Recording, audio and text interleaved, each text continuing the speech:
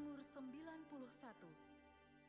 Orang yang duduk dalam lindungan yang maha tinggi dan bermalam dalam naungan yang maha kuasa akan berkata kepada Tuhan, tempat perlindunganku dan kubu pertahananku, Allahku yang kupercayai. Sungguh, Dialah yang akan melepaskan engkau dari jerat penangkap burung, dari penyakit sampar yang busuk. Dengan kepaknya Ia akan menudungi engkau, di bawah sayapnya engkau akan berlindung. Kesetiaannya ialah perisai dan pagar tembok. Engkau tak usah takut terhadap kedahsyatan malam, terhadap panah yang terbang di waktu siang, terhadap penyakit sampar yang berjalan di dalam gelap, terhadap penyakit menular yang mengamuk di waktu petang. Walau 1.000 orang rebah di sisimu dan 10.000 di sebelah kananmu, tetapi itu tidak akan menimpamu. Engkau hanya menontonnya dengan matamu sendiri dan melihat pembalasan terhadap orang-orang fasik. Sebab Tuhan ialah tempat perlindunganmu, yang maha tinggi telah kau buat tempat perteduhanmu. Malapetaka tidak akan menimpa kamu, dan tulah tidak akan mendekat kepada kemahmu. Sebab malaikat-malaikatnya akan diperintahkannya kepadamu untuk menjaga engkau di segala jalanmu. Mereka akan menatang engkau di atas tangannya, supaya kakimu jangan terantuk kepada batu. Singa dan ular tedung akan kau langkahi. Engkau akan menginjak anak singa dan ular naga. Sungguh, hatinya melekat kepadaku, maka aku akan meluputkannya. Aku akan membentenginya, sebab ia mengenal namaku. Bila ia berseru kepadaku, aku akan menjawab. Aku akan menyertai dia dalam kesesakan. Aku akan meluputkannya dan memuliakannya. Dengan panjang umur akan kukenyangkan dia, dan akan kuperlihatkan kepadanya keselamatan daripadaku.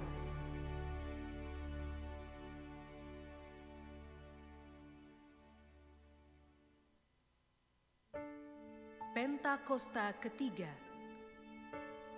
Pentakosta ketiga adalah pencurahan Roh Kudus yang dahsyat di zaman ini, melebihi yang terjadi di Azusa Street. Pentakosta ketiga akan mengakibatkan penuaian jiwa yang terbesar dan yang terakhir sebelum Tuhan Yesus datang kembali. Pentakosta ketiga akan membangkitkan generasi Yeremia, yaitu anak-anak muda yang dipenuhi Roh Kudus, cinta mati-matian kepada Tuhan Yesus, tidak kompromi terhadap dosa, dan akan bergerak untuk memenangkan jiwa. Pentakosta ketiga lahir di Indonesia dan bergerak ke bangsa-bangsa. Gerakan ini dari timur ke barat dan akan kembali ke Yerusalem. Pentakosta ketiga akan memberikan kuasa untuk menyelesaikan amanat agung, dan setelah itu Tuhan Yesus datang kembali.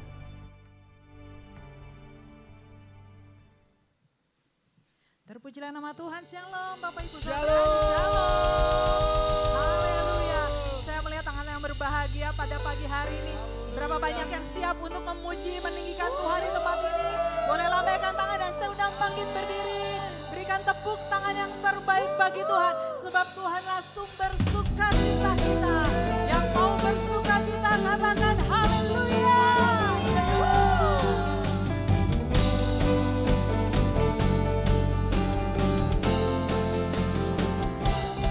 Pujian syukurku ku naikkan bagimu, kasih dan rahmatmu tercurah bagiku, hidup bersamamu, ikut kehendakmu, ku berjalan tinggalkan masa lalu.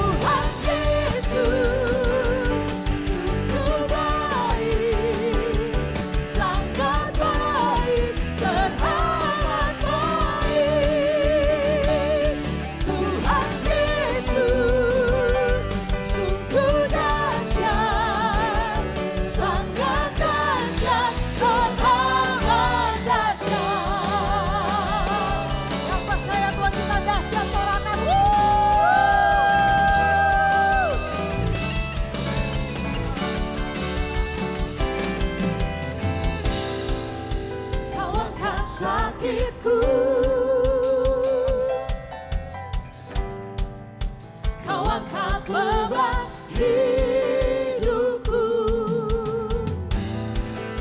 Kau angkat sakitku, Kau angkat beban hidupku, Kau angkat sakitku. Mari dengan iman katakan kepada Tuhan, Kau angkat beban hidupku, Kau angkat sakit kami Tuhan. Kau angkat beban hidup kami. Sebab itu kami mau katakan, Tuhan Yesus, Kau baik, sangat baik, teramat baik. Tuhan Yesus, sungguh dahsyat, sangat dahsyat, teramat dahsyat. Mari jemaat Tuhan katakan,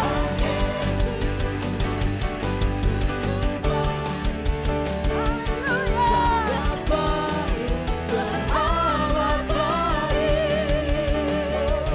Tuhan Yesus, sungguh dahsyat, sangat dahsyat, teramat dahsyat.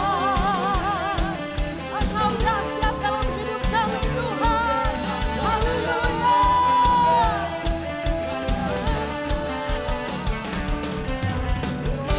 Berikan tepuk tangan sorak-sorai bagi Tuhan.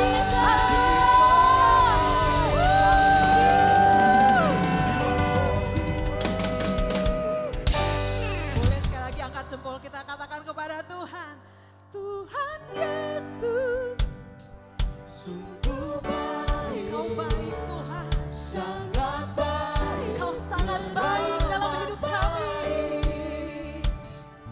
Tuhan Yesus, sungguh dahsyat, sangat dahsyat, sekali lagi dengan wajah tersenyum katakan kepada Tuhan, Tuhan Yesus, sungguh baik, sangat baik, teramat baik. Tuhan Yesus, sungguh dahsyat, sangat dahsyat, teramat dahsyat. Semuanya lebih lagi.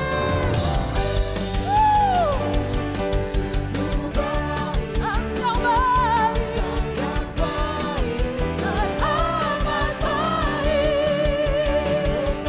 Tuhan Yesus, sungguh dahsyat, sangat dahsyat, teramat dahsyat. Oh haleluya.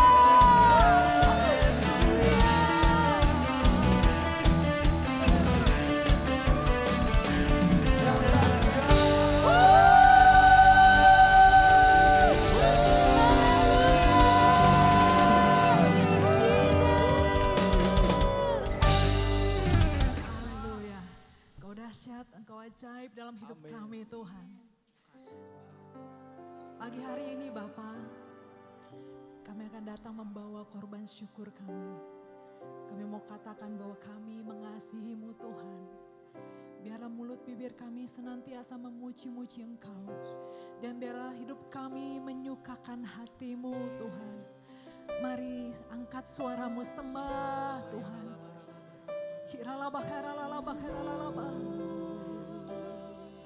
Dengan hati yang tertuju kepada Tuhan, sembah Dia, muliakanlah Dia.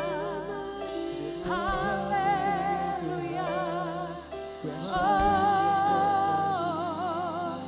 naikkan ucapan syukurmu kepada Tuhan. Semua anugerahnya sungguh berlimpah. Oh, haleluya. Kami menyembah-Mu, kami memuji-Mu. Oh,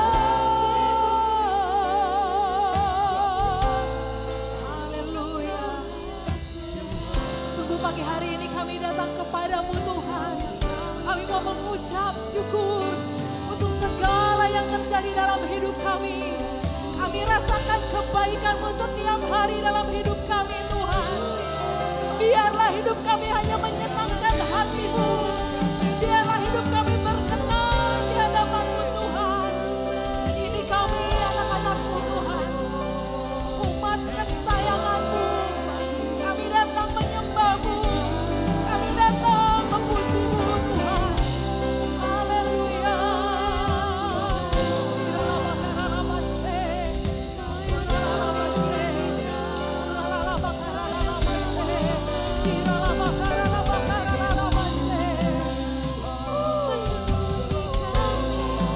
Biarlah pujian penyembahan kami ini Tuhan menjadi rupa yang harum di hadapan-Mu, menyenangkan-Mu.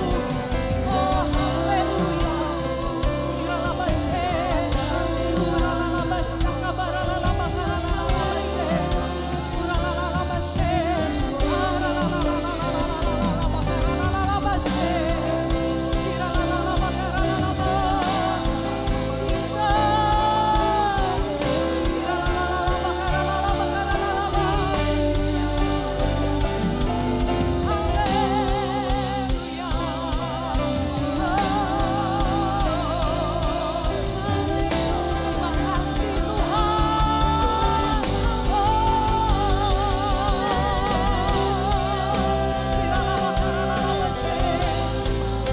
Ini kami Bapa.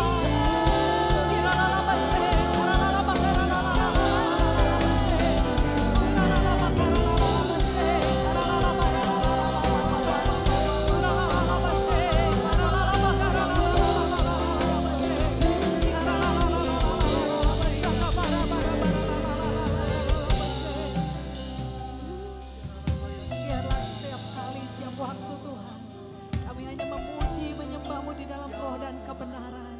Ini kami Tuhan.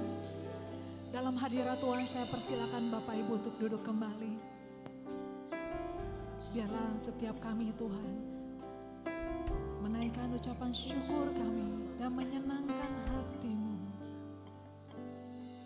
Ku bersyukur buat kasih-Mu menyelamatkan hidupku, oh Yesus, Tuhan dan Rajaku.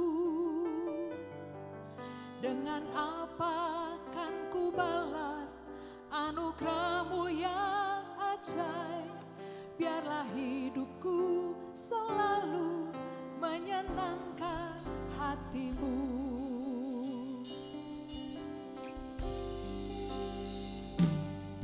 Ku bersyukur buat kasih-Mu menyelamatkan hidupku, oh Yesus, Tuhan dan Rajaku. Dengan apa kan ku balas anugerah-Mu yang ajaib? Biarlah hidupku selalu menyenangkan hati-Mu. Betapa kagum ku melihat perbuatan tangan-Mu, ajaib dan mulianya kuasa-Mu nyata dalam hidupku. Sungguh ku tak dapat mengerti besarnya karya-Mu, oh indahnya, oh herannya kasih-Mu. Boleh berikan tepuk tangan bagi Tuhan kita yang ajaib. Mari sama-sama katakan, ku bersyukur buat kasih-Mu menyelamatkan hidupku, oh Yesus, Tuhan dan Rajaku. Dengan apa kan ku balas anugerah-Mu yang ajaib? Biarlah hidupku selalu menyenangkan hati-Mu. Betapa kagum ku melihat perbuatan tangan-Mu, ajaib dan mulianya kuasa-Mu nyata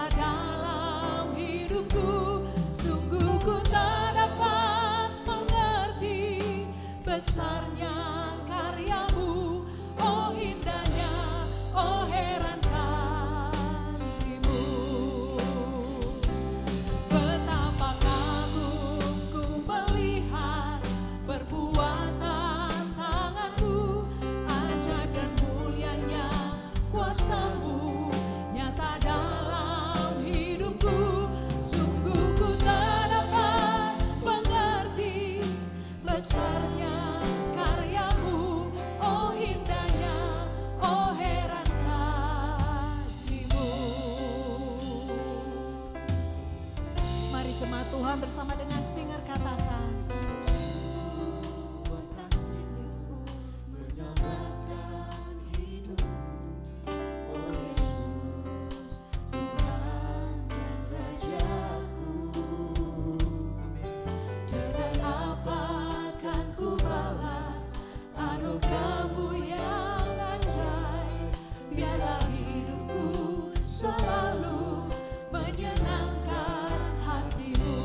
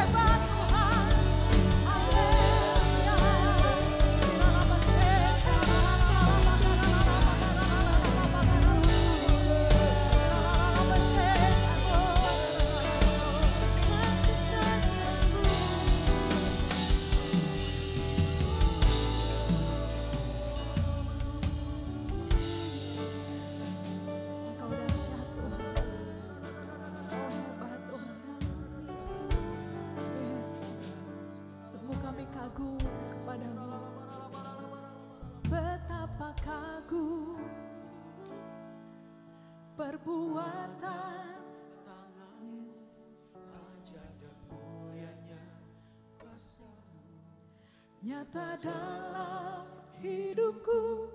Sungguh ku tak dapat mengerti besarnya karya-Mu. Oh indahnya, oh heran kasih-Mu. Mari dengan segenap hati, betapa kagum ku melihat perbuatan tangan-Mu, ajaib dan mulianya kuasa-Mu nyata dalam hidupku. Sungguh ku tak dapat mengerti besarnya karya-Mu. Oh indahnya, oh heran kasih-Mu. Saya undang jemaat untuk bangkit berdiri, angkat hatimu dan katakan,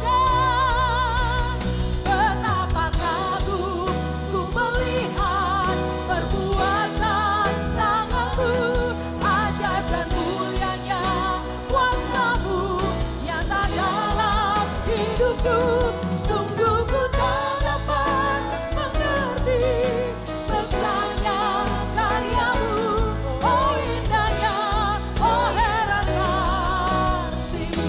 Betapa kagum, haleluya. ajaib dan mulianya kuasa-Mu Nyata dalam hidupku. Sungguh ku tak dapat mengerti besarnya karya-Mu. Oh indahnya, oh heran kasih-Mu. Sekali lagi, betapa kagum ku melihat perbuatan tangan-Mu, ajaib dan mulianya kuasa-Mu nyata dalam hidupku.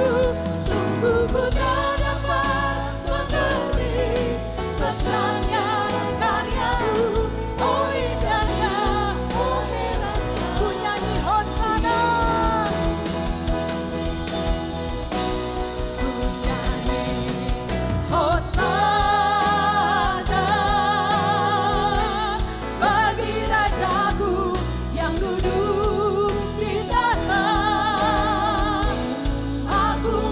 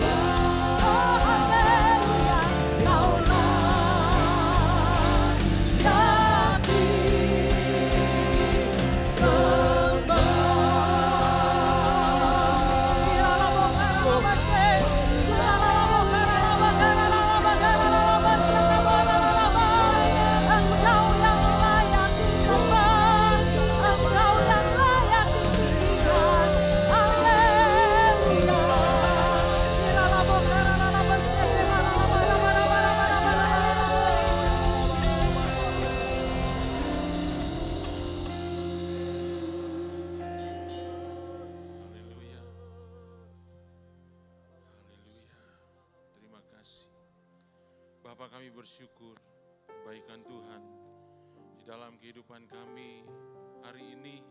Kami boleh melihat seminggu lamanya Tuhan, Engkau menuntun kami, Engkau menolong kami, Engkau memberkati setiap kami. Terima kasih kami ada dalam tangan perlindungan, tangan kasih-Mu ya Tuhan. Terima kasih kalau kami boleh beribadah hari ini Tuhan, pagi ini di rumah-Mu bersama dengan saudara-saudara seiman. Terima kasih untuk anugerah-Mu Tuhan. Biarlah ibadah kami berkenan di hadapan Tuhan. Dan setiap pujian dan penyembahan yang kami naikkan menyenangkan hati-Mu ya Bapa. Tuhan, Kau berkati umat-Mu berlimpah-limpah.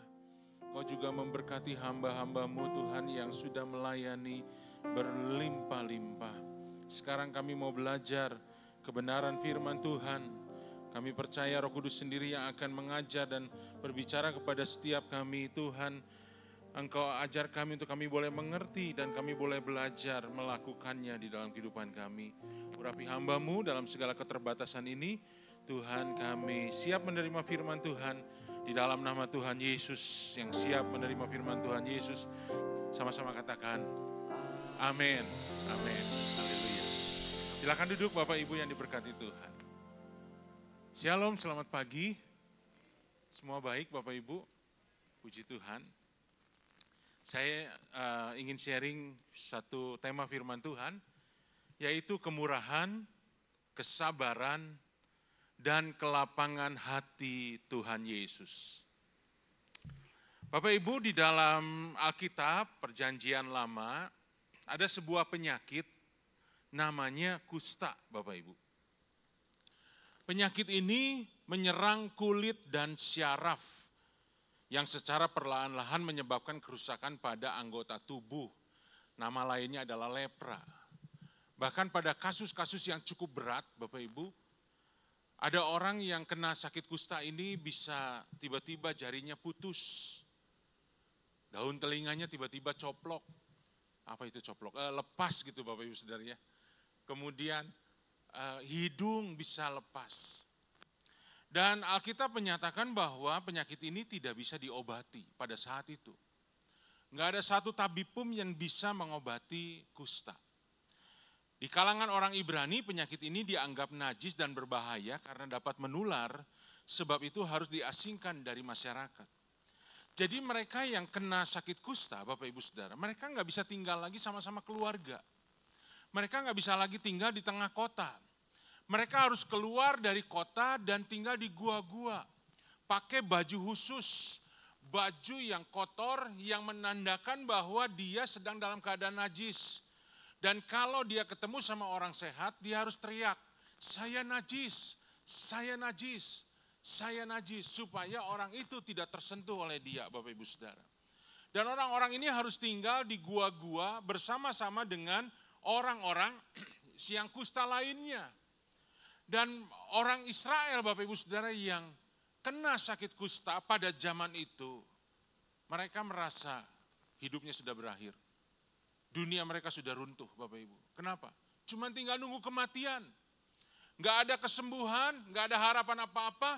Bahkan bukan cuma sakit secara fisik, tapi juga sakit secara batin karena terpisah.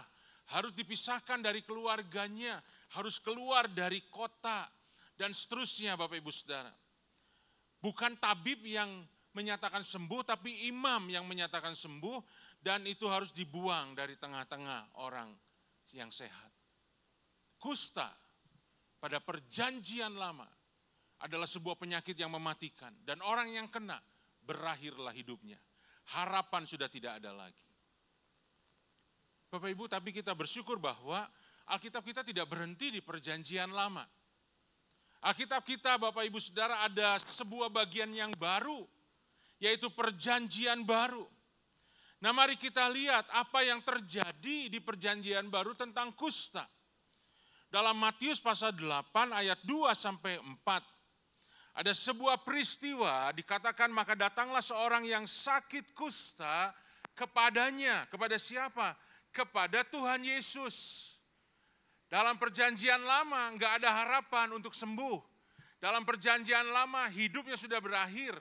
Tapi sekarang lihat dalam perjanjian baru Bapak Ibu Saudara, seorang yang sakit kusta sujud menyembah Tuhan Yesus dan berkata, Tuhan, jika Tuhan mau, Tuhan dapat mentahirkan aku. Dan Alkitab berkata, lalu Yesus mengulurkan tangannya, menjamah orang itu dan berkata, aku mau, jadilah engkau tahir. Alkitab dengan jelas berkata bahwa seketika itu juga tahirlah orang itu daripada kustanya. Tahir artinya sembuh, Bapak Ibu Saudara. Sembuh secara total. Lalu Yesus berkata kepadanya, ingatlah jangan engkau memberitahukan hal ini kepada siapapun. Tetapi pergilah, perlihatkanlah dirimu kepada imam. Dan persembahkanlah persembahan yang diperintahkan Musa sebagai bukti. Jadi kesembuhannya bukan hanya secara sugesti, saya merasa sembuh. Enggak Bapak Ibu Saudara. Tapi betul-betul sembuh. Dan sebagai buktinya dia harus memberikan persembahan sesuai dengan hukum Musa dan diperiksa oleh imam. Perjanjian lama Bapak Ibu Saudara. Kusta adalah sesuatu yang mematikan dan tidak ada lagi harapan bagi orang yang kena. Tapi dalam perjanjian baru kita bersyukur bahwa ada Tuhan Yesus yang sanggup menyembuhkan, yang sanggup memberikan pengharapan baru bagi orang-orang yang terkena kusta. Buktinya satu orang ini disembuhkan dan seketika itu juga dia tahir dan dia sembuh. Bapak Ibu, ada beberapa jemaat yang berkata bahwa enggak ada harapan dalam hidup saya. Pak, enggak ada harapan keluarga saya bisa dipulihkan. Enggak ada harapan usaha saya bisa dipulihkan. Enggak ada harapan hidup saya bisa mengalami sesuatu yang baru. Bapak Ibu, hari ini kita belajar, kalau kita masih berkata seperti itu, berarti kita masih hidup dalam perjanjian lama. Jangan mau Bapak Ibu Saudara. Kenapa? Karena Alkitab sudah menyatakan ada perjanjian baru yang jauh lebih sempurna. Di mana pribadi agung itu Tuhan Yesus sendiri yang membawa perjanjian baru. Membawa pengharapan baru. Membawa kesembuhan dan pemulihan. Bapak Ibu Saudara, hari ini ketika kita menghadapi masalah yang besar, masalah yang mungkin di luar kemampuan kita, jangan pernah berkata enggak ada harapan lagi. Bapak Ibu Saudara, kenapa? Karena kita punya Tuhan Yesus. Bapak Ibu mau masih tinggal dalam perjanjian lama? Saya enggak mau Bapak Ibu Saudara. Mari kita sama-sama sekarang terima anugerah Tuhan yang besar itu, kita hidup dalam perjanjian baru, sekalipun kita belum bisa mengatasi semuanya, tapi kita tetap berkata dalam Tuhan Yesus tetap ada harapan. Dalam Tuhan Yesus saya percaya keluarga saya bisa dipulihkan. Walaupun mungkin mata kita belum melihat semuanya itu Bapak Ibu Saudara. Tapi bukankah kita punya iman, punya mata rohani yang bisa menembus realita untuk melihat bahwa di sebelah sana masih ada Tuhan Yesus. Murid-murid Tuhan dibawa ke tengah badai Bapak Ibu Saudara. Mereka melihat badai yang besar, mereka ketakutan. Padahal sebetulnya di situ ada Tuhan Yesus. Sekalipun dia tidur di buritan kapal, tapi ketika dia bangun dan dia berkata tenanglah, semuanya tenang. Bahkan di peristiwa lain ketika Tuhan tidak ada di perahu itu, tapi Tuhan berjalan di atas badai itu. Bapak Ibu Saudara, Alkitab berkata bahwa ada pengharapan bagi kita semua. Kenapa? Karena Yesus yang memberikan semuanya itu. Gantilah perkataan kita Bapak Ibu Saudara. Jangan berkata enggak ada harapan lagi, enggak ada kemungkinan lagi. Sekarang kita belajar percaya Tuhan, aku percaya kepada Tuhan. Bahkan kalau saya boleh berikan saran Bapak Ibu Saudara, ketika kita enggak ngerti semuanya, daripada kita salah ngomong, lebih baik kita diam saja.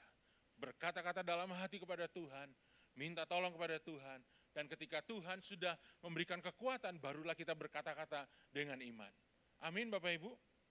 Nah, Alkitab mencatat Bapak Ibu Saudara bahwa bukan cuma satu kali orang sakit kusta itu disembuhkan.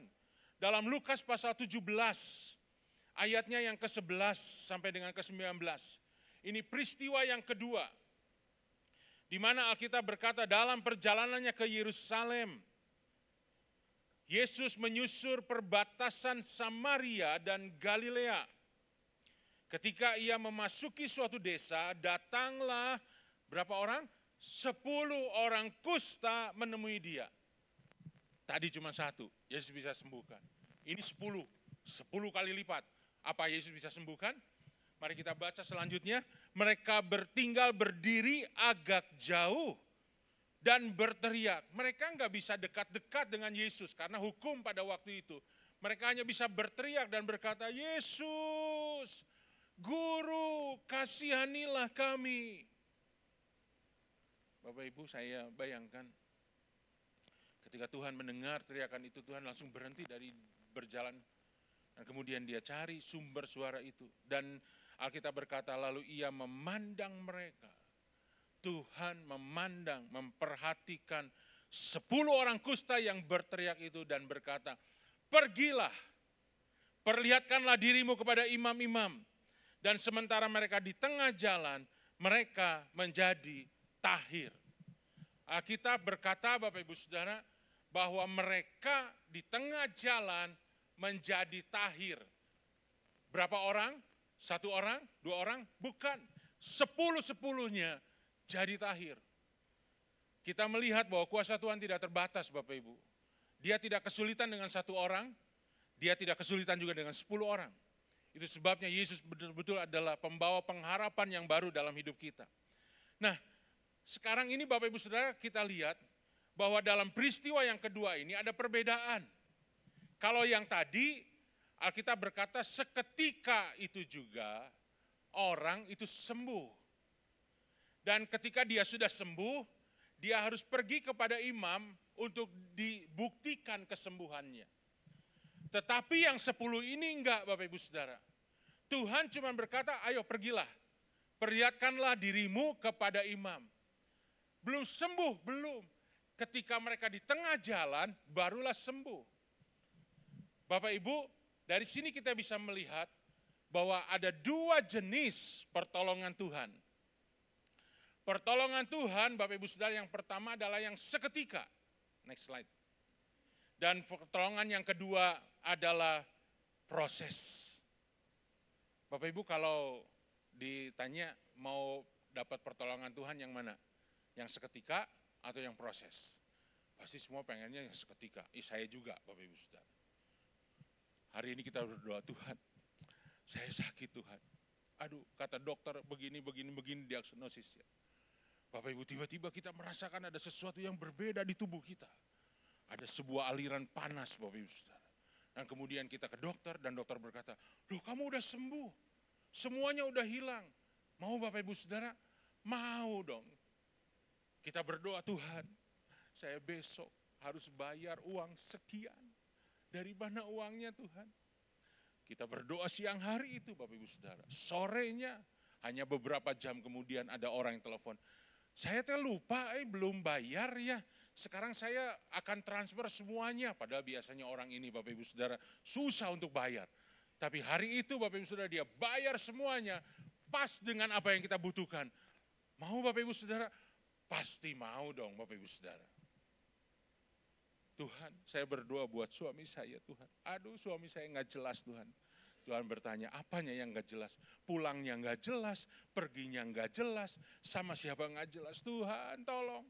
Kemudian Bapak Ibu Saudara, besoknya tiba-tiba suami datang dan berlutut di depan kita. Dan berkata, maafkan saya ya Mam.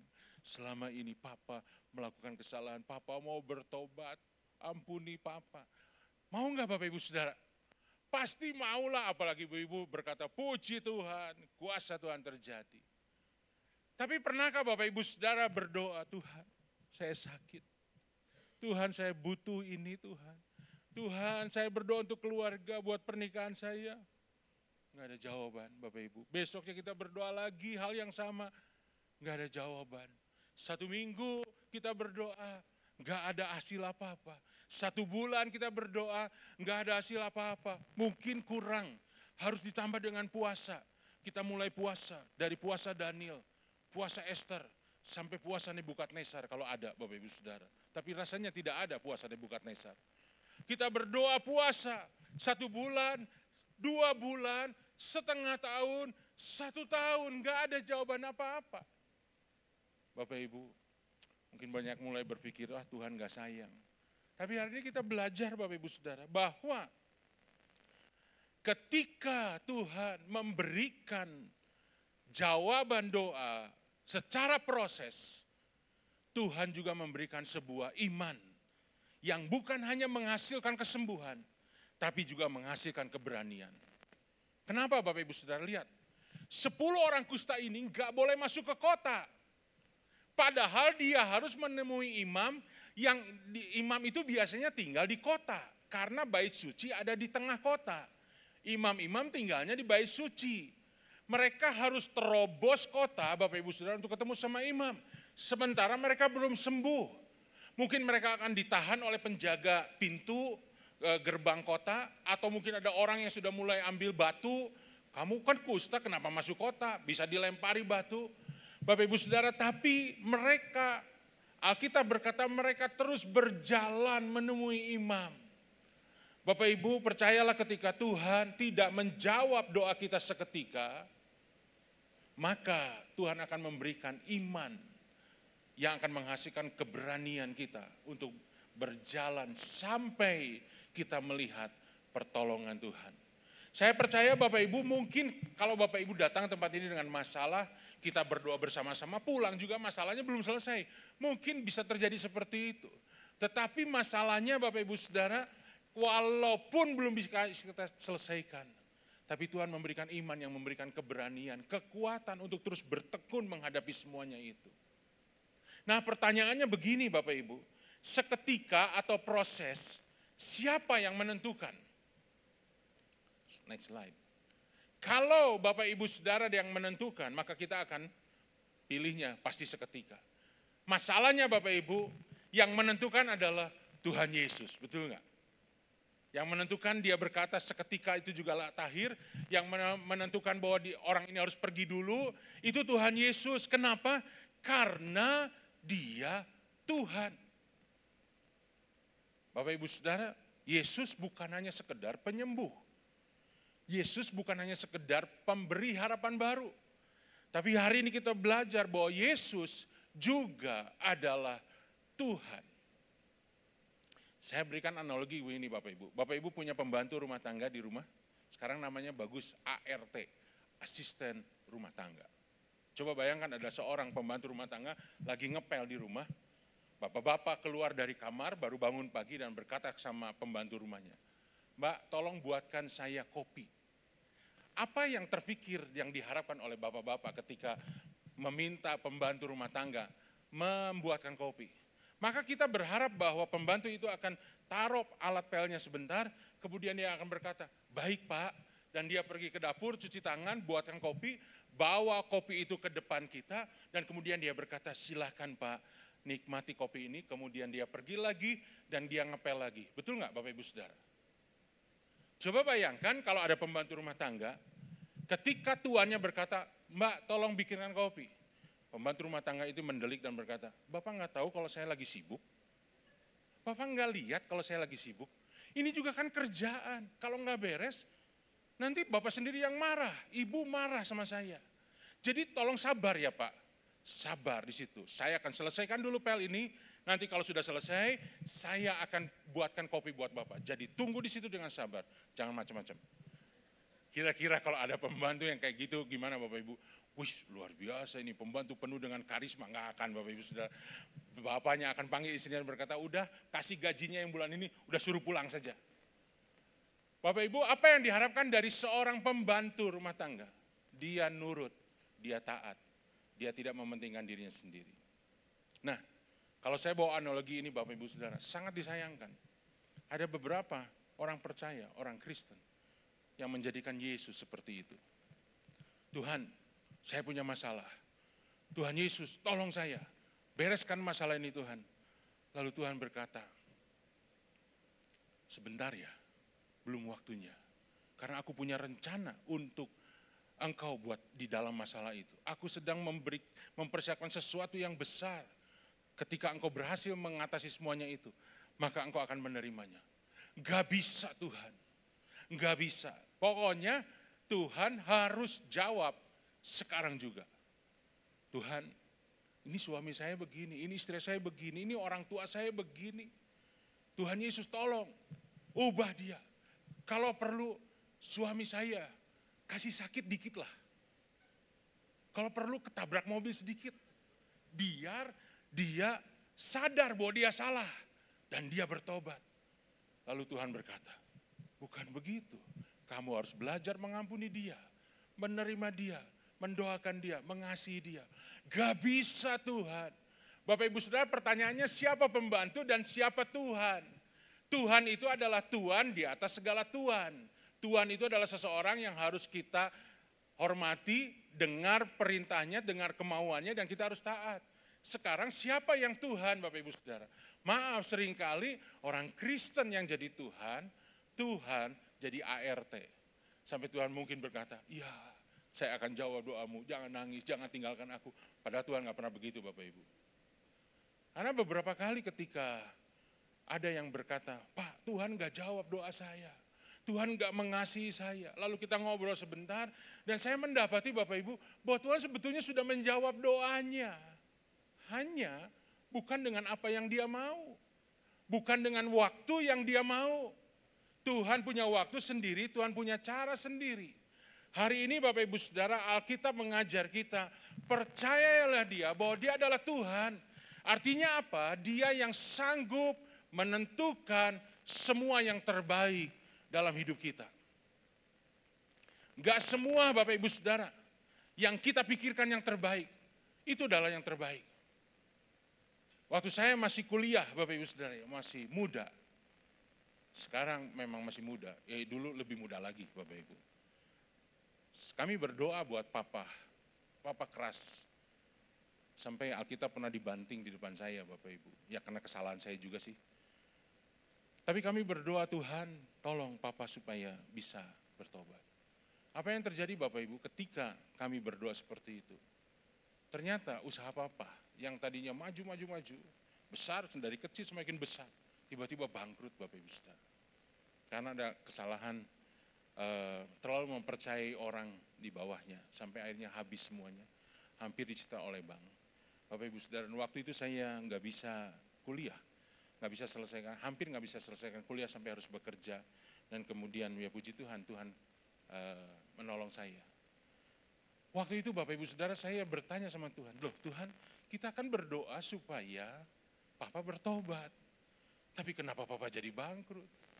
Kita nggak ngerti Bapak Ibu Saudara. Tapi saya mencoba diam saja ketika saya nggak ngerti dan saya melihat, hari ini saya melihat Bapak Ibu, bahwa itu justru ada sebuah proses yang Tuhan izinkan terjadi.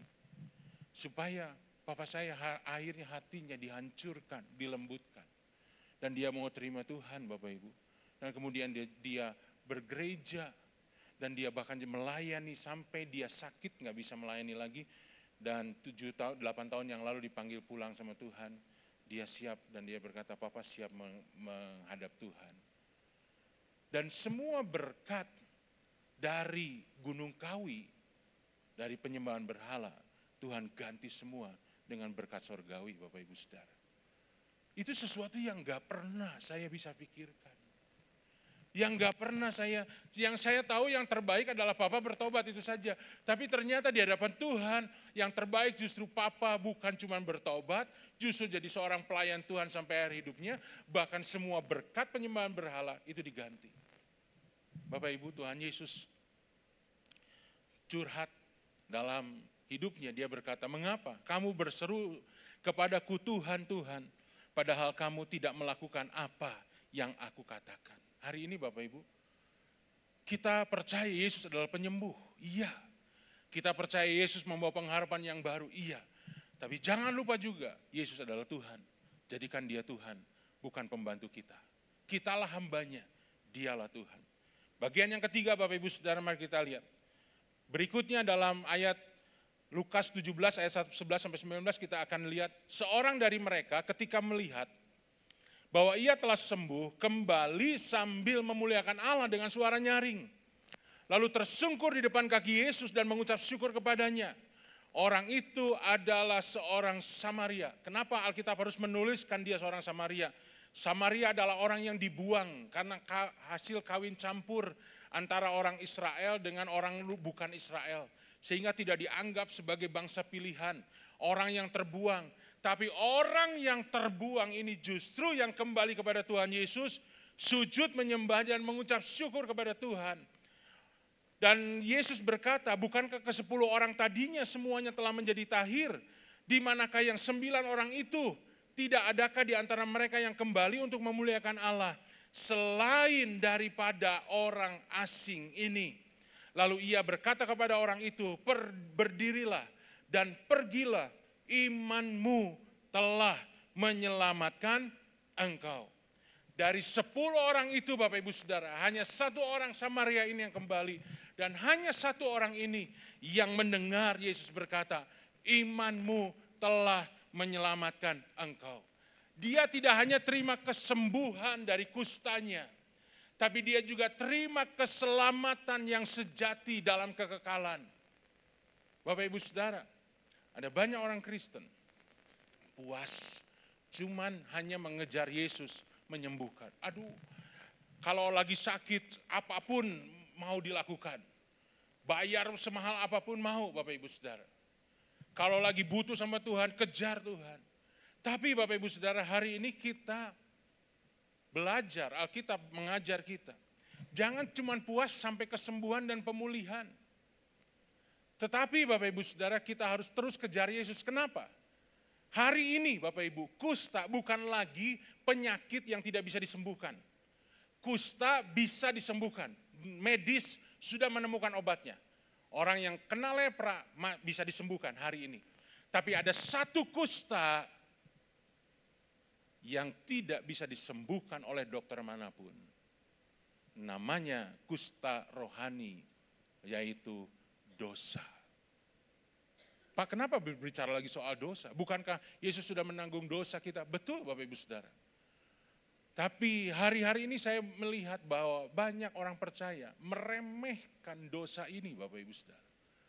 Udahlah Pak, nggak apa-apa tuh Pak. Udah nggak usah terlalu fanatik Pak. Namanya juga laki-laki, yang begini mah wajar, semua laki-laki juga melakukannya. Namanya juga pengusaha Pak, semua pengusaha juga melakukannya. Namanya juga mahasiswa Pak, ya plagiat sedikit, nyontek sedikit, semua juga melakukannya, asal jangan ketahuan aja. Bapak Ibu, boleh berdosa, boleh, asal Tuhan gak tahu. Cuman masalahnya Tuhan selalu tahu Bapak Ibu Saudara. Nah Bapak Ibu Saudara, ada banyak orang meremehkan dosa. Mereka lebih memperhatikan soal kesembuhan, soal hidupnya, soal kenyamanannya Bapak Ibu Saudara. Tapi lupa hidup yang berkenan di hadapan Tuhan. Memang Bapak Ibu Saudara enggak ada orang yang sudah sempurna, termasuk saya juga belum sempurna. Kita masih bisa jatuh dalam dosa. Tetapi jangan remehkan dosa dan berkata, dosa ini biasa aja lah, udahlah. Nanti hari Minggu datang aja ke GBI LOG Pullman, minta didoakan bersih, penyucian. Emangnya begitu Bapak Ibu Saudara? Enggak. Alkitab berkata kita harus menyangkal diri, belajar melawan dosa, dan kemudian hidup benar di hadapan Tuhan. Kenapa Bapak Ibu Saudara? Alkitab menyatakan bahwa upah dosa adalah maut. Maut itu artinya apa Bapak Ibu? Kematian kekal. Enggak ada Alkitab berkata upah kanker adalah maut. Enggak ada Bapak Ibu. Upah sakit ini, sakit itu, upah kemiskinan adalah maut. Enggak ada Bapak Ibu. Upah dosa itulah maut. Yang kedua Bapak Ibu Saudara, ketika orang dalam keadaan sakit, dalam keadaan miskin, masih bisa jadi berkat buat orang lain. Saya buktikan Bapak Ibu Saudara, jemaat Makedonia dikatakan jemaat yang sangat miskin, bahkan mengalami banyak masalah. Tetapi mereka mau memberi untuk pelayanan Rasul Paulus. Sampai Rasul Paulus berkata, udah gak usah. Ada jemaat Korintus, ada jemaat Kolose yang membiayai aku. Aku tahu kamu miskin. Tapi jemaat Makedonia tidak. Kami tetap harus memberi untuk jadi bagian di dalam pelayanan Tuhan, dalam hidupmu. Jemaat miskin masih bisa jadi berkat Bapak Ibu. Rasul Paulus Dikatakan, dia pernah menulis sebuah surat, aku datang kepadamu dan puji Tuhan engkau enggak jijik lihat aku. Kenapa dia berkata seperti itu? Catatan orang Yahudi berkata bahwa pada hidupnya Rasul Paulus mengalami sakit mata yang luar biasa. Sampai sering keluar darah dan nanah Bapak Ibu. Dan itu menjijikkan, matanya hampir keluar seperti itu.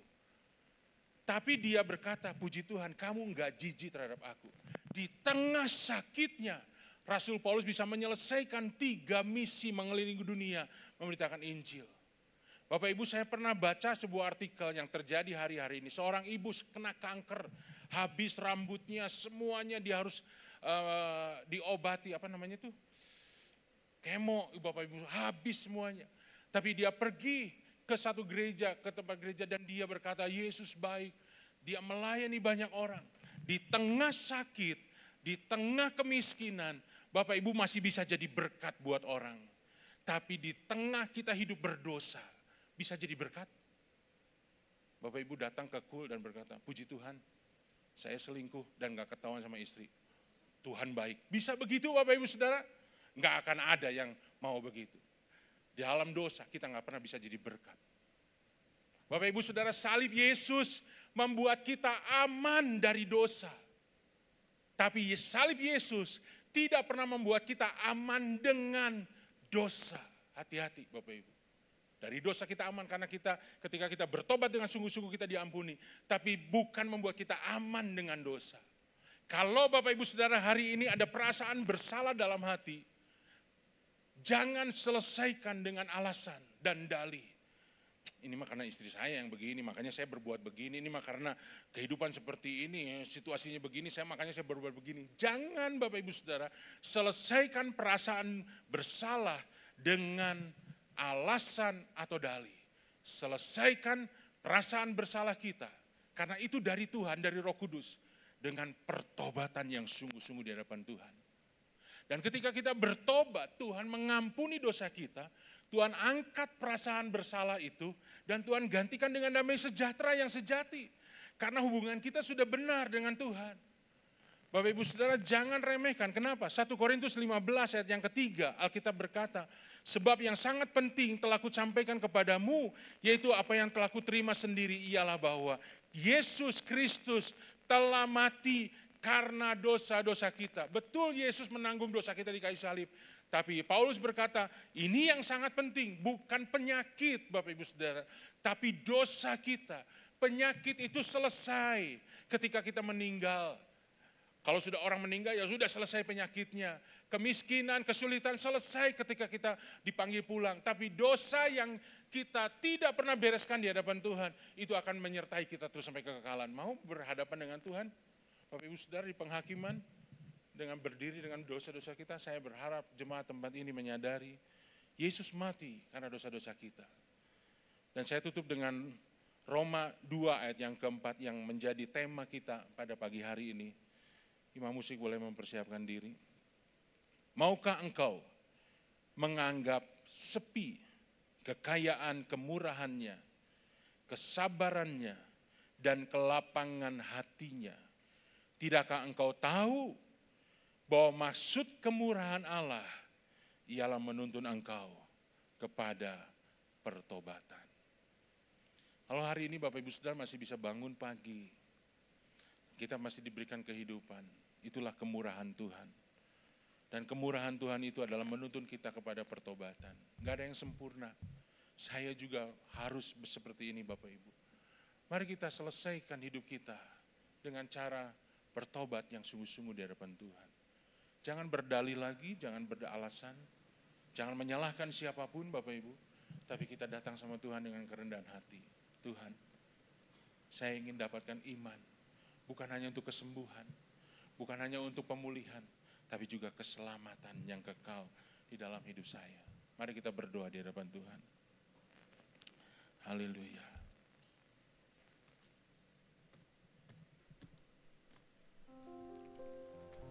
Terima kasih Tuhan. Belum pernah ada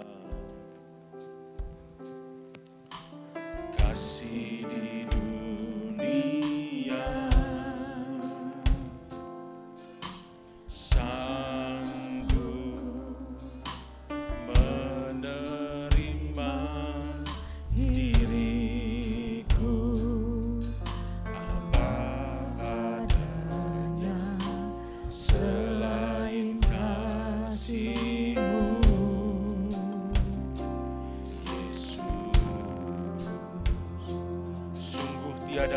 kasih seperti ini.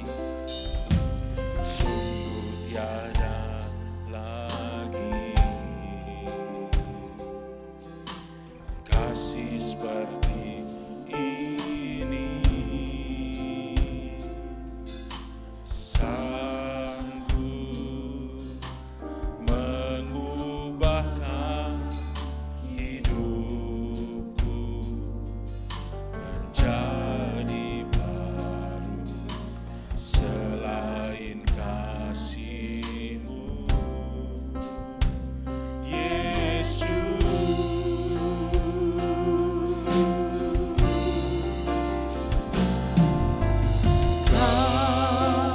Ku kagumi dalam hati, kasih-Mu tiada duanya. Sampai kini ku akui, kasih-Mu tiada duanya. Kami mengagumi kasih-Mu Tuhan, kasih-Mu tiada duanya. Haleluya. Ku kagumi dalam hati, kasih-Mu tiada duanya. Sampai kini ku akui, kasih-Mu tiada duanya. Pagi ini Tuhan, kami datang di hadirat Tuhan. Tuhan Yesus, kami membuka hidup kami di hadapan-Mu. Kami rindu menjadikan Engkau sebagai Tuhan dalam hidup kami. Karena kami percaya Engkau Tuhan tahu yang terbaik dalam hidup kami. Engkau memberikan harapan yang baru, kesembuhan, pemulihan. Dan Engkau memberikan jawaban doa yang terbaik dalam hidup kami. Dan biarlah juga kami Tuhan boleh hidup berkenan di hadapan Tuhan. Kami boleh merendahkan hati kami di hadapan Tuhan. Kami boleh membereskan segala sesuatu dan tidak menyimpan apapun yang tidak berkenan di hadapan-Mu. Dan umat-Mu di tempat ini Tuhan, umat yang berkenan di hadapan Tuhan. Terima kasih Bapa di surga, terima kasih. Mari bangkit berdiri Bapak Ibu. Angkat pujian ini sekali lagi. Pernyataan kita, kekaguman kita buat Tuhan kita. Katakan, Kau ku kagumi. Kau ku kagumi dalam hati. Yesus mengasihi kita. Kasih-Mu Dia sanggup tiada menyembuhkan, menolong, duanya. bahkan menyelamatkan hidup kita. Sampai kini Haleluya, terima kasih Tuhan ku Yesus. akui, Kasih-Mu tiada duanya. Haleluya. Segala hormat, pujian, kemuliaan hanya bagi Tuhan Yesus. Haleluya. kasih-Mu tiada duanya. Sampai kini ku akui, kasih-Mu tiada duanya. Kasih-Mu tiada duanya. Kasih-Mu tiada duanya.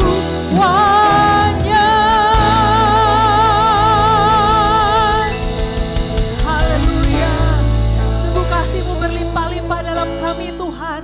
Tidak ada yang lain seperti kasih-Mu yang kami rasakan di sepanjang hidup kami.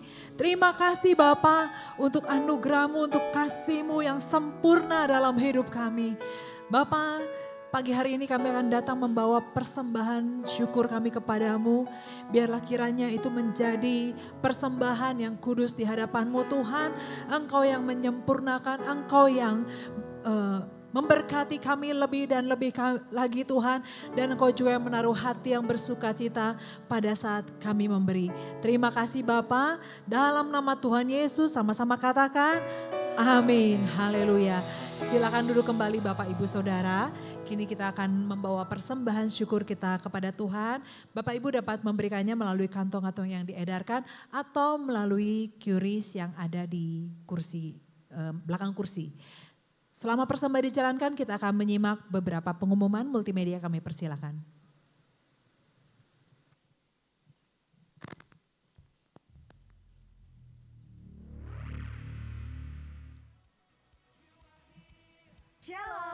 Welcome to Light of God Church. Puji nama Tuhan Yesus. Hari ini kita dapat bersama-sama hadir di ibadah minggu ini. Bersama saya Cynthia dan saya Kezia yang akan menginfokan terkait pengumuman dan kegiatan-kegiatan yang ada di Light of God Church. Dalam Injil Matius pasal 19 ayat yang ke-13, ketika Tuhan Yesus melakukan perjalanan ke Yerusalem, kita dapat melihat banyak orang tua yang menyerahkan anaknya untuk diberkati. Parents, kami mengadakan ibadah penyerahan anak yang akan dilakukan setiap ibadah pagi dan ibadah sore pada minggu kedua. Apa, Kes? Sini. Nah, mari sama-sama hidup baru dalam Kristus sesuai dengan perintahnya dalam Matius 28 ayat 19. Bapak Ibu Saudara, ibadah baptisan air diadakan setiap minggu keempat pukul 11.30. Bagi Bapak Ibu Saudara yang akan mengikuti baptisan air, wajib hadir 30 menit sebelumnya.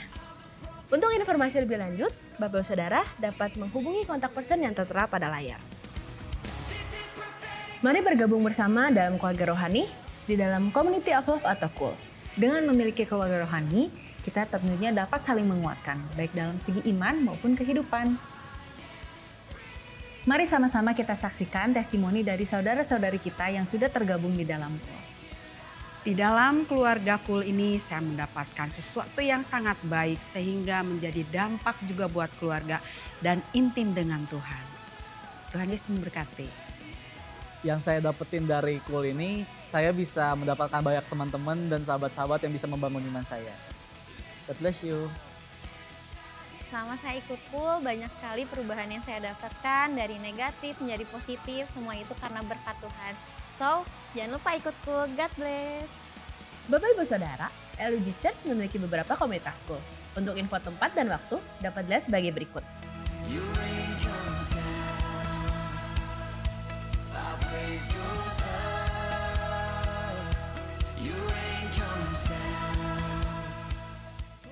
Hai parents.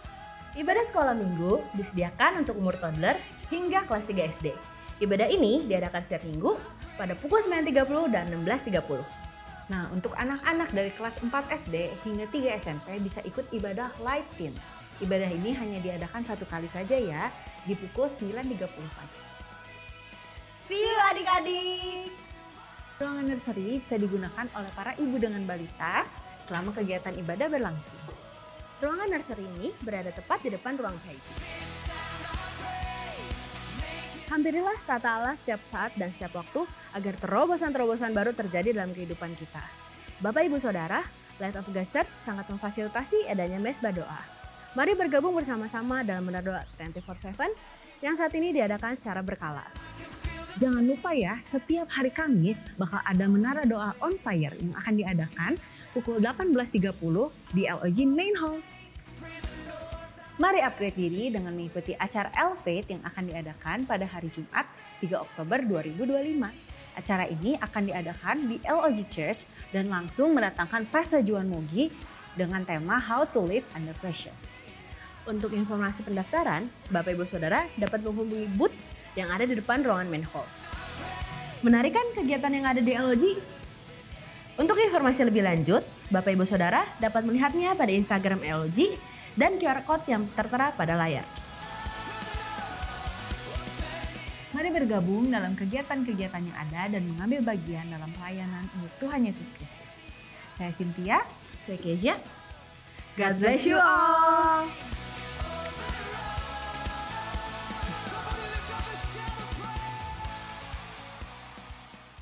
Hai, saya Pastor Juan Mogi, ingin mengajak kita semua untuk hadir di acara Elevate tanggal 3 Oktober dengan tema How to Live Under Pressure. Bagaimana kita menghadapi tantangan yang begitu besar di zaman sekarang ini. Saya percaya kita semua akan diberkati. Sampai ketemu dan Tuhan Yesus memberkati.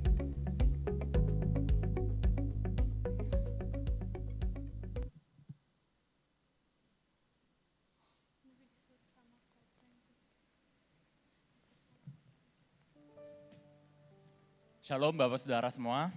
Nah saya naik hari ini saya mau bagikan tentang acara kita Elevate Saudara ya. Jadi acara kita ini tinggal 5 hari lagi Saudara. Yaitu di hari Jumat tanggal 3 Oktober jam 6:30 malam Saudara. Tetapi acara Elevate ini yaitu How to Live Under Pressure ini akan open gate jam 4:30 sore Saudara. Nah saya ingin ajak Bapak Saudara untuk mari segera daftar Bapak Saudara. Kenapa? Karena tempat kita, slot kita itu terbatas. Kemarin data terakhir yang saya terima sudah 100 orang lebih yang sudah daftar dan ini akan terus bertambah Saudara. Dan kita slotnya terbatas, kenapa? Karena nanti kita itu sebelum acara dimulai kita tuh ada makan-makan dulu Saudara. Nah sebab itu Saudara acara ini itu berbiaya 50.000 per orang Saudara. Bukan untuk apa-apa tetapi untuk mengganti biaya makan malam Saudara ya. Jadi saya harap Bapak Saudara ini kebetulan ada di rumah kita sendiri, di gereja kita sendiri, daftarlah Bapak Saudara. Kenapa kita angkat tema ini Saudara? Karena kita tahu hari-hari ini kita berada di keadaan zaman yang tidak gampang. Hidup banyak tekanan Saudara ya. Makanya itu kita angkat tema ini, bagaimana cara hidup di tengah-tengah ketekanan yang hari-hari kita alami. Nah jadi Bapak Saudara ajak temannya ini terbuka untuk umum, untuk segala usia Saudara ya. Dari anak kecil sampai orang dewasa, orang tua, ikut acara ini Saudara. Supaya kita belajar, dan ini di hari Jumat. Kalau Bapak Saudara gak ada kegiatan apapun, mari datang ke tempat ini Saudara. Ajak suami, keluarga, teman, saudara, ajak semuanya Bapak Saudara ya. Jadi saya tunggu Bapak Saudara, nanti Bapak Saudara bisa scan barcode, Bapak Saudara juga bisa daftar di depan nanti. Jadi saya akan tunggu Bapak Saudara di hari Jumat tanggal 3 Oktober jam 6:30 malam. Open gate jam 5 sore Bapak Saudara ya. Sampai ketemu di hari Jumat, God bless you. Mungkin Bapak Saudara multimedia boleh bantu saya keluarkan satu video lagi.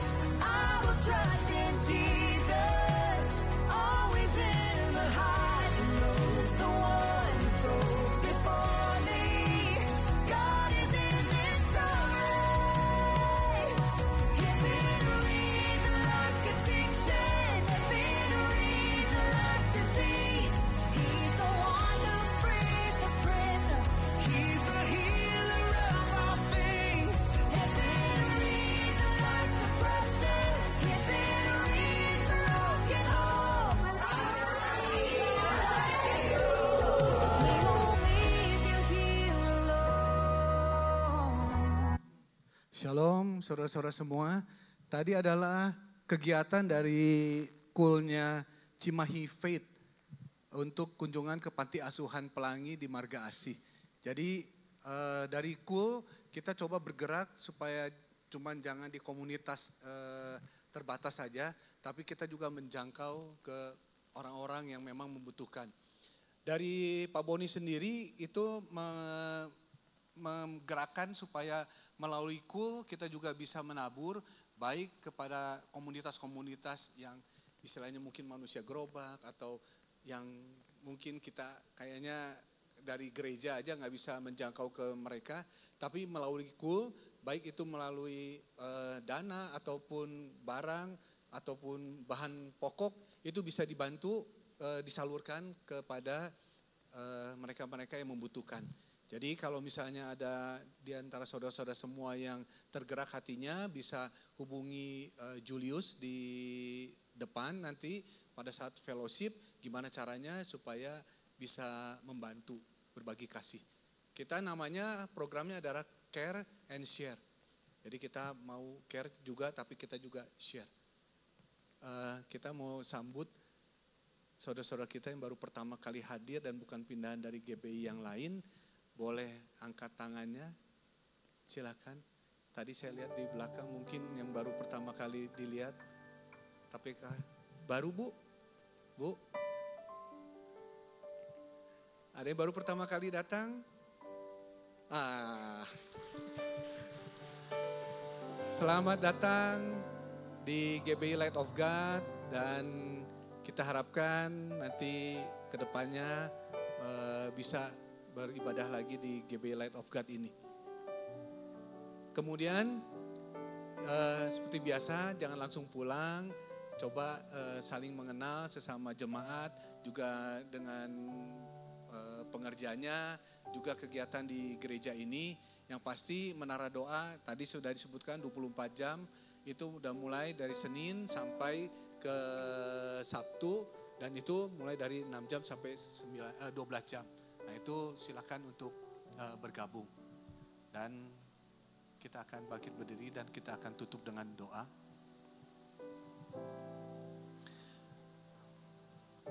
Kami bersyukur bahwa ibadah hari ini Tuhan sudah sertai. Engkau yang urapi kami dengan firman-Mu Tuhan. Kau berkati hamba-Mu Pastor Budi Mulyono Tuhan. Kau yang pakai lebih lagi dalam penggembalaannya Tuhan. Semuanya dalam pengurapan-Mu, seluruh keluarganya, seluruh usahanya, semua dalam penyertaan dan perlindungan Tuhan. Kami juga berdoa buat gembala pembina kami, Paniko Tuhan, beserta seluruh keluarga besarnya, GBI Gatot Subroto. Kau yang berkati wakil-wakilnya, Kau berkati juga wakilnya di Bandung, di rayon-rayon di bawah Paniko Tuhan. Kau pakai Paniko sebagai pencetus Pentakosta ketiga Tuhan. Dan kami lihat penuaian besar-besaran Tuhan. Kami lihat Tuhan, semua bergerak mulai dari generasi Yeremia sampai senior-senior semua bergerak Tuhan. Kami juga berdoa buat gembala kami Pak Boni Tuhan. Kau yang urapi penggembalaannya beserta Ci Emily, beserta King, Claudia, Hans, dan Sitia dan semua keluarga besarnya, Angel semuanya. Kau pakai Tuhan di Aruna juga di LOG ini Tuhan. Semakin mengembangkan apa yang Tuhan percayakan bagi Pak Boni Tuhan. Kami juga berdoa buat bangsa kami Tuhan. Kami percaya Tuhan telah pilih Presiden kami Prabowo Tuhan, beserta Wakil Presiden Pak Gibran Tuhan. Kalau hari ini Indonesia masih utuh, Indonesia masih dalam aman dan dalam penyertaan Tuhan, dan kami masih bisa beribadah dengan baik hari ini, semua karena perlindungan dan penyertaan Tuhan. Dan kami berdoa untuk setiap daripada kami yang masih studi, yang masih bekerja, masih punya usaha, dan juga dalam menikmati masa tua. Tuhan berikan perlindungan, jauhkan dari segala sakit penyakit, jauhkan dari segala malapetaka. Semua yang studi, semua diberikan dengan otak yang cemerlang sehingga membawa berkat bagi bangsa ini Tuhan. Ke dalam tangan-Mu yang siap untuk menerima berkat. Kiranya Engkau memberkati aku berlimpah-limpah dan memperluas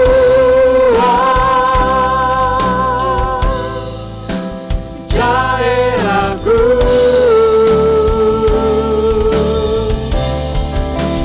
Dan kiranya tangan-Mu menyertai aku dan melindungi aku daripada malapetaka, sehingga kesakitan tidak menimpa aku, sehingga kesakitan tidak menimpa aku, sehingga kesakitan tidak menimpa aku. Katakan amin, Bapak Saudara. Mari kita angkat tangan kita. Pulanglah dan membawa kasih karunia daripada Allah Bapa, berkat dan damai sejahtera daripada Yesus Kristus, dan penyertaan dengan Roh Kudus menyertai setiap kita sampai kedatangan Yesus yang kedua kali. Dan dimanapun kita berada, kita akan jadi berkat bagi banyak orang. Setiap orang yang telah terima berkat yang terbaik, mari kita sama-sama katakan amin. God bless you Bapak Saudara, happy Sunday, sampai ketemu minggu depan. Jesus for